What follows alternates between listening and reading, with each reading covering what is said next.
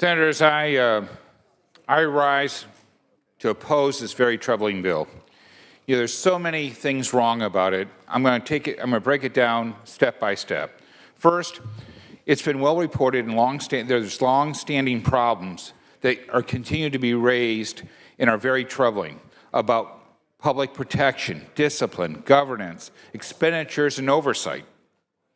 We know that for the last 5 years, the bar has been asked to define their highest mission of public protection, and yet they've done nothing about that.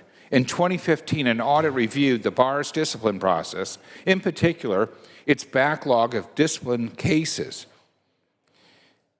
The bar admitted ignoring unlawful practices of law complaints, many of which are from immigrants. 270 complaints were found in a drawer, and yet nothing was done, nothing was changed. Then comes along AB 2878. This initially was Assembly Judiciary's committee bill. Every legislator in the Assembly on that committee supported this bill. We all know how committee bills work. You have to have a consensus of both Democrats and Republicans, and you work together and things are straightforward that everyone agrees to. It came over here only to be met with hostile amendments. Then, when they asked that they not take those hostile amendments, they issued a letter. Maybe some of you members saw this letter, maybe some of you didn't. It's signed by every member of the Assembly Judiciary Committee. In case you're not believing me, here's the rest of the signatures. And I think that one of the most important parts of this bill, of this letter, is it says,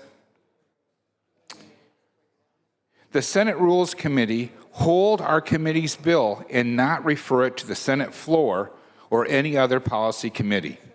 They were asking that because of the hostile amendments, that it no longer was a bill that they wanted ownership, and yet it still has their name on it. And yet they've requested that it not move forward with their name. And then later, it was again amended with more hostile amendments, and that's what we have today. Literally a bill that's been gutted of its original purpose and repurposed over on the Senate side. If we want to say that we're collegial, that we have working relationships, not just across party lines, but between houses, this is the wrong direction. There's no compromise here to even say that we're moving anywhere close to what was requested. This bill has no chance when it returns to the Assembly because they've already sent us a letter and said, keep your amendments on your own house. They're not interested in receiving hostile amendments. Now, I find it funny because some people accuse me of promoting hostile amendments. So you may find it odd that I'm saying we shouldn't do it, but it's different. My hostile amendments are among our House members, and I'm trying to improve our bills. But this is between two houses, and I think that we have to respect the Assembly's wishes if we want the Assembly to respect our wishes. So when we send a bill over there, we don't expect them to gut it of our amendments and fill it full of hostile amendments when it's sent back. So let me tell you what the bill doesn't do since the hostile amendments have been increased. It doesn't define the term public protection as it was requested 5 years ago. It doesn't address the antitrust concerns raised in last year's U.S. Supreme Court decision in North Carolina State Board of Dental Examiners versus the Federal Trade Commission. It doesn't require the State Bar to prioritize discipline cases to reduce the risk. You know what, I don't know, I'm having a hard time hearing myself. Maybe you could help me with that. I've banged the gavel repeatedly, Senator Anderson, so I'm just going to ask you to continue on. Thank you. It does not require the State Bar to prioritize discipline cases to reduce the risk to the public. You know, that's the one that I find most offensive. You have nefarious attorneys taking advantage of their clients, and when those complaints come in, they're just stacking up. And now we're going to say, hey, we want to give you more money so you can continue to ignore consumers. You're not going to be accountable to the people that invest with those attorneys by giving them deposits that they later abscond with and never spend on the consumer, their client.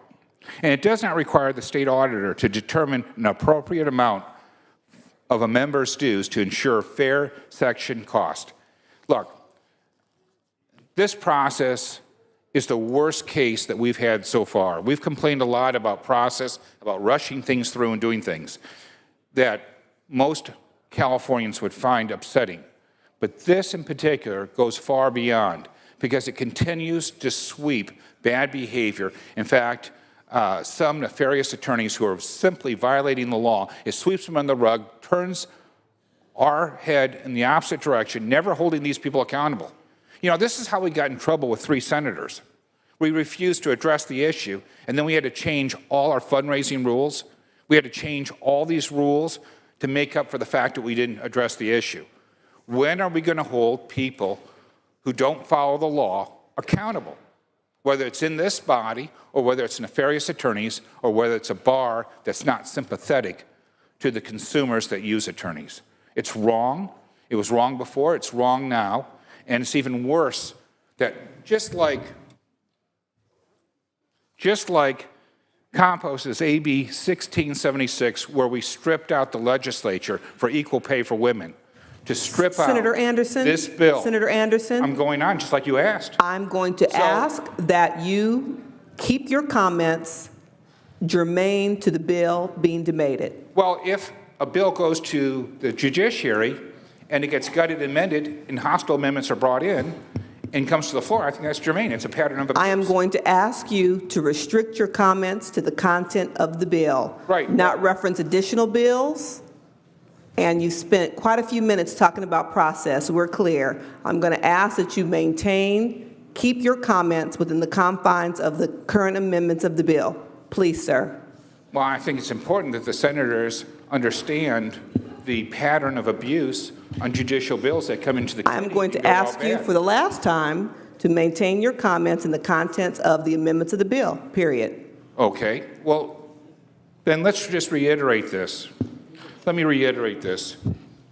This bill, the authors of this bill have requested that we not move it forward, that we not bring it to the floor, and that we not send it back to them with amendments that they have not authorized. I believe that if you're a chairman of a committee and you send a bill over that is agreed on as a committee bill, that we should honor their wish. It's just that simple. Now, I have a bill that's sitting in rules that addresses many of these issues that hasn't been allowed onto this floor. So if we really wanted to pass something that was working within the confines of the system, that actually honored the wishes of the other house, then we should kill my bill because that would be the proper process. But to turn around and enter hostile amendments on a committee bill, now I get if it's a member's bill because we don't all agree with members, but when you have a consensus on a committee bill, there should be a higher sense of honoring their wishes. And we should either vote the bill down, but not gut their language and insert hostile amendments. For those reasons, I'm asking for a no vote. So I hope you all can join me in shore up our relationship with the House and the Speaker and the Chair of Judiciary, Assemblyman Stone, on the Assembly side, and honor their wishes and not try to force an issue in the last minute that next year we'll all suffer from because we can't be cordial and civil. I urge a no vote.